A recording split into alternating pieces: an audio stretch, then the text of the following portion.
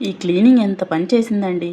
అసలు ఏం జరిగిందంటే నా పనంతా ఉదయం మార్నింగ్ పిల్లల్ని పంపించాక అయిపోయాక ముందు రోజు అమావాస్య అవ్వడంతో గురువారం క్లీన్ చేసుకోవాల్సి వచ్చింది. హాల్ మొత్తం అలాగే దేవుడి గుడి కూడా క్లీన్ చేసుకోవాల్సి వచ్చింది. సో నేను క్లీనింగ్ స్టార్ట్ చేశాను అనమాట. ఫస్ట్ అయితే ఫ్యాన్లు అవి తుడిచేసి బూజులు దులిపేశాను.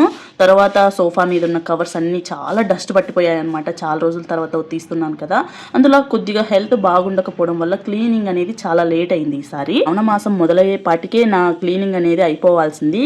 ఏం చేస్తాం, ఒక్కొక్కసారి అన్ని మన చేతుల్లో ఉండవు కదా, ఇంకా తప్పదు. అందుకే ఆ రోజు హడావిడిగా హాల్ అన్న ఒకసారి క్లీన్ చేసేద్దాము, నెక్స్ట్ డే పూజ చేసుకుంటే బాగుంటుంది కదా అనుకున్నాను. క్లీన్ చేసేటప్పుడే అనిపించింది నెక్స్ట్ డే నేను పూజ చేస్తానో లేదో, కనీసం మా వారన్నా చేస్తారు కదా, దానికోసమన్నా ప్రిపేర్ చేద్దామని ప్రిపేర్ చేసి పెట్టాను. మొత్తం కూడా ప్రతి నెల చేస్తూనే ఉంటాము, కానీ ఎక్కడి నుంచి వచ్చిద్దో ఈ దుమ్ము మాత్రం తెగ ఉండిద్ది కదా. అసలు మొత్తం sofa covers and bed covers కూడా వేరే వేసేసాను అనమాట.